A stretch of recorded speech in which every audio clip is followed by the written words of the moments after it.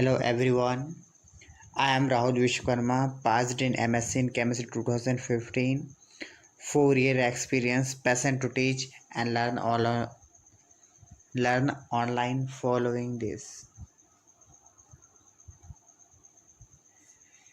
चलिए अब इस जो टॉपिक है उसमें अपन पढ़ने वाले हेट्रोसाइक्लिक कंपाउंड्स। ठीक है, हेट्रोसाइक्लिक कंपाउंड क्या होते हैं? हेट्रोसाइक्लिक कंपाउंड वे कंपाउंड होते हैं जिसमें हेट्रो एटम्स प्रेजेंट होते हैं। अब हेट्रो एटम्स कौन कौन से हो सकते हैं? हेट्रो एटम्स होते हैं जैसे नाइट्रोजन हो सकता है, ऑक्सीजन हो सकता है, सल्फर हो सकता है। ये तीनों जो रहते हैं वो हेट्रो एटम्स कहलाते हैं जिनसे मिलकर हेट्रोसाइक्लिक कंपाउंड बनता है। ठीक है, अब इसमें आपको एक और ध्यान रखना है कि इनमें साइक्लिक कंपाउंड अटैच रहता है। ठीक है, साइक्लिक रिंग। अब ये बताओ साइक्लिक रिंग आपने जैसे पहला भी देखा है, आपने साइक्लिक रिंग मेजर ली जाता है वो 3, 4, 5, 6 तक सबसे ज़्यादा इंपॉर्टेंट होती है। उसके बाद की जो रहते हैं अनस्टेबल होने के कारण इनको अपन स्टडी नहीं करते, हेट्रोसाइक्लिक कंपाउंड नहीं बनाते हैं। ठीक है, चलिए अब बात करते हैं अपन इसमें हेट्रोसाइक्लिक कंपाउंड जो रहता है जनरली मेडिसिन, केमिस्ट्री और नेचुरल प्रोडक्ट्स के कंपाउंड को बनाने के लिए यूज़ किया जाता है।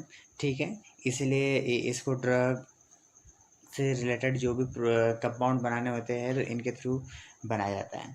चलिए अब आगे बात करते हैं इनकी रिंग्स के बारे में। तो इनकी रिंग्स के लिए बात करते हैं, ये जो रहते हैं जनरली 3, 4, 5, 6, जनरली 5 और 6 मेंबर जो रिंग कंपाउंड्स होते हैं वो बहुत ज़्यादा इंपॉर्टेंट होते हैं कंपेरिजन टू 3 और 4 के कंपेरिजन में। ओके, ठीक है, चलिए अपन कंटिन्यू करते हैं। जैसे 3 मेंबर रिंग की बात करें, यदि 3 मेंबर रिंग में यदि ऊपर नाइट्रोजन एटम हेट्रो एटम जुड़ा होता है तो उसका नाम क्या होता है? एजिरेडिन होता है। ओके, यदि इसके साथ यदि ऑक्सीजन जुड़ा होता है तो उसको अपन ऑक्सीरेन बोलते हैं। ओके, अब यदि इसमें सल्फर एटम जुड़ा होता है तो उसको अपन क्या बोलते हैं? थायरेन बोलते हैं। ओके, अब इसके साथ यदि ऑक्सीजन के साथ क्या बोला अपन ने? यदि ऑक्सीजन के साथ इसमें डबल बॉन्ड यदि प्रेजेंट हो जाता है तो अपन उसको ऑक्सीरीन बोलते हैं। क्या बोलते हैं? ऑक्सीरीन। सिमिलर सल्फर में भी यही होता है। सल्फर में यदि मेंबर रिंग में यदि एक डबल बॉन्ड आ जाता है तो उसका नाम क्या हो जाता है? थायोरीन हो जाता है। ओके, ठीक है, इसके बाद अपन 4 मेंबर रिंग के लिए बात करते हैं। तो 4 मेंबर रिंग में क्या होता है? 4 member ring generally nitrogen atom नहीं बनाता है।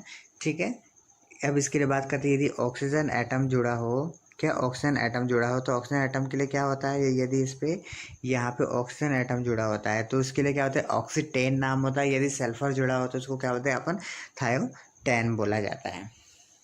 ठीक है, अब अपन 5 मेंबर रिंग की बात करते हैं। तो जैसे कि मैंने बताया 5 और 6 मेंबर रिंग जो रहते हैं वो 3 और 4 के कंपैरिजन में ज़्यादा इंपॉर्टेंट होते हैं।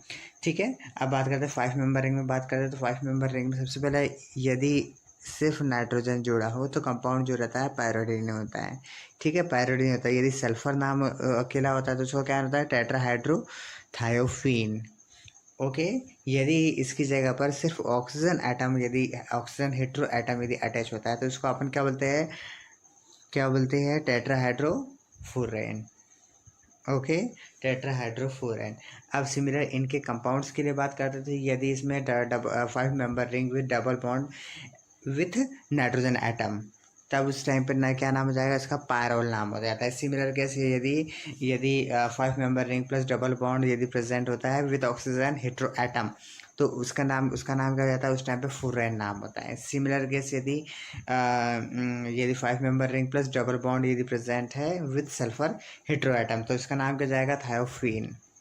ओके, तो इस टाइम पे कंपाउंड्स के नाम इस तरीके आपको याद होने चाहिए।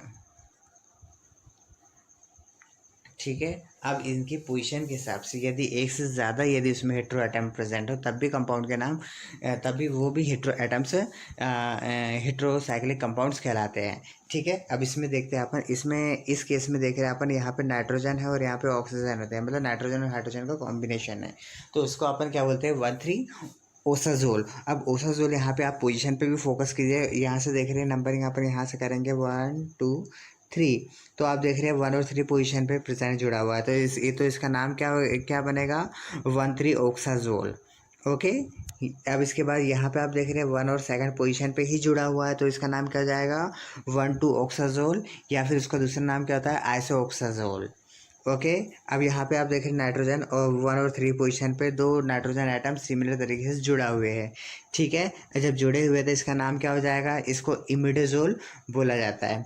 ठीक है, सल्फर प्लस यहाँ पे नाइट्रोजन जुड़ा हुआ है 1 और 3 पोजीशन पे जुड़ा हुआ है, तो इसका नाम क्या हो जाएगा थायोजोल।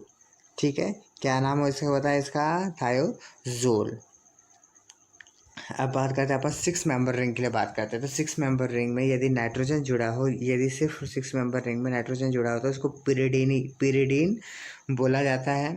ठीक है, और यदि यदि 1 और 4 पोजीशन पे यहाँ पे देख रहे जिस तरीके से ये 1 और यहाँ पे 4 पोजीशन पे नाइट्रोजन एटम जुड़ा हुआ है, नाइट्रोजन हेट्रो एटम जुड़ा हुआ है, तो इसका नाम क्या है पैराजीन। ठीक है, क्या नाम इसका पैराजीन।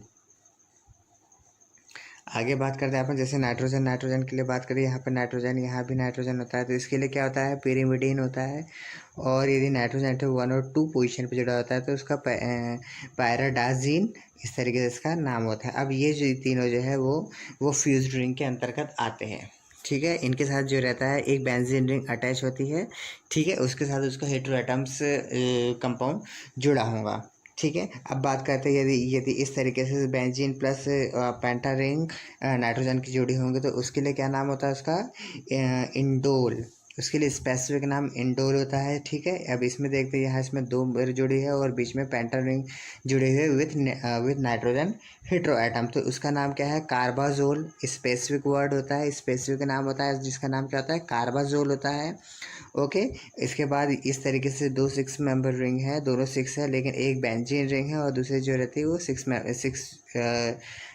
के साथ जुड़े हुए और नाइट्रोजन हेटेरो एटम जुड़ा हुआ है, तो उसका नाम क्या है स्पेसिफिक नाम कहता है क्यूनोलिन होता है।